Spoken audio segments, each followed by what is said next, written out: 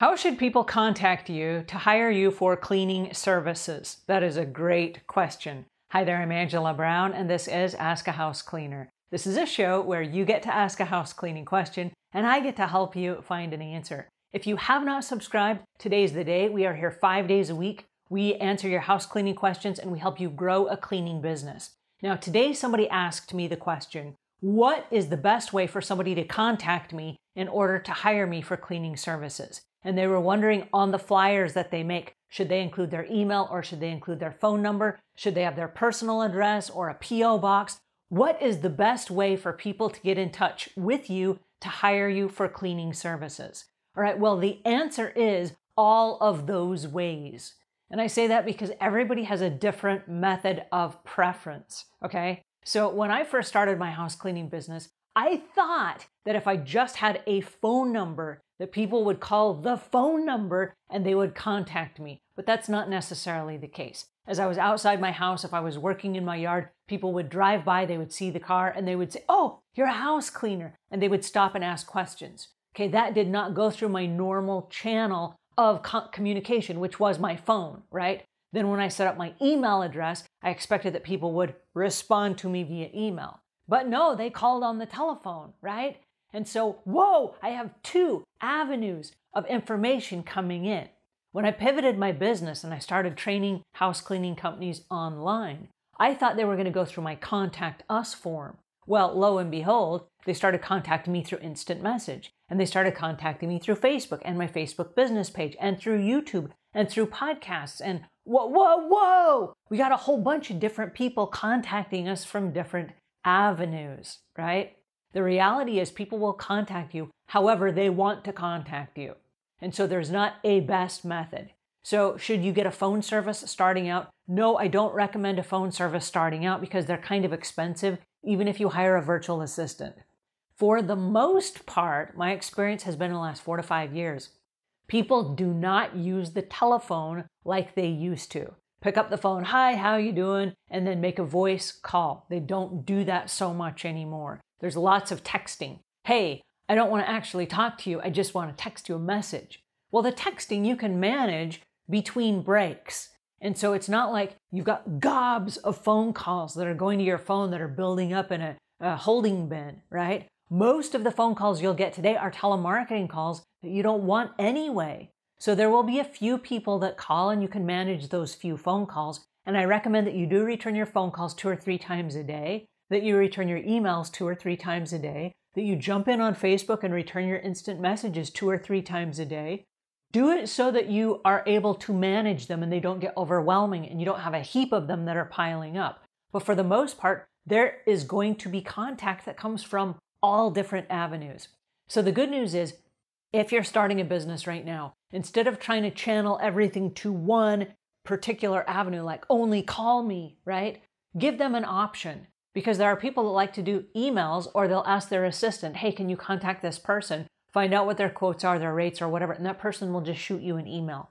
So include your phone number, include your email, include your Facebook so that they can find you on Facebook and look at your social proof, or they can find your Facebook business page. If there's a contact us on the Facebook business page, some people have those little chat bots. You can have a chat bot set up, or they can contact you via instant message. There are ways that people are going to contact you because they're most comfortable. So make all the different avenues available to them and then check them a couple of times a day.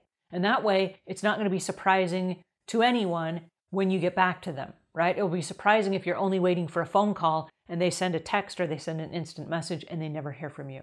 All right, so the next question, do you use your home address or your P.O. box? I suggest as you start a business that you get a P.O. box, especially if you're in the house cleaning business, because it's going to create consistency with all of your vendors, with your suppliers, with your bank, with your credit cards. Any of the stuff that you use for your business will have a solid address. And then if you move around, it is possible that you will keep the same P.O. box. I know that the first probably 10 years of my business, I was moving around the city. And I was moving around because I would lease a place for about 6 months. And then when I was done with the leasing of the place, I would move slightly to a different area. I could move anywhere I wanted or I could stay, but I often chose to move for a new experience and also for a new area of town to test out my business and find out if it was a better area for me to work. But I kept the same P.O. box for almost 24 years. And then I moved across town and wasn't going that way anymore. And so I got a different post office box and I've had it for about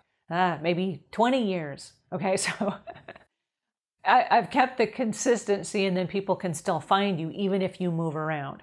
The P.O. box is a little bit helpful because if you have business information or if you have flyers or whatever, you can put your P.O. box on there for people to contact you. It's also a great way if people want to send you like holiday cards with tips in it. If you have a P.O. box, and they can do that when they do their Christmas cards. So I do include a P.O. box as well in all of our marketing materials.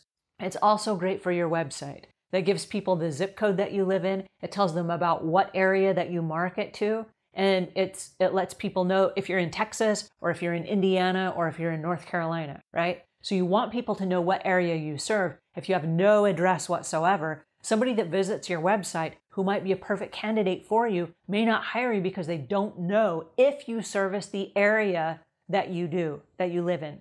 So I would include at least a P.O. box on your website. Now, as far as your home address, I have worked from my home for years. And so my neighbors will drive by, but those are also my customers. And so it's been a great selling tool for me to say, oh yes, well, I'm your neighbor. I just live right down the street on the corner. And so people would say, oh yeah, I drive by your house all the time. Well, as they drive by, every time they drive by, they look at the house and they see you and they know that you live there, right? And so they're thinking, even if there's no sales pitch, even if you're not, marketing to them at the moment, even if you're not out in the yard and they don't see you, as they drive by, they're going to go, oh yes, that's Angela's house. She's the house cleaner. And in the back of their mind, they just resold themselves on your service. When they are ready to hire you, they know where you live, they know who you are, and you're their neighbor, right? So it works out really, really nicely. So when you are talking to customers, or if you are running flyers in your own neighborhood or the neighborhoods next to you, I would certainly say, hey, I'm your neighbor. I live in the area, and I would, I clean homes here in the area. I would love to work with you as well. And so it creates just kind of a familial, we're friends, we're neighbors, you're not going to rip me off, you just live right there, you know what I mean? So that would be my recommendation for ways for people to get in touch with you. All right, I hope that helps a little bit. If it does, give us a thumbs up. If you have questions, leave them in the comments below. And until we meet again, leave the world a cleaner place than when you found it.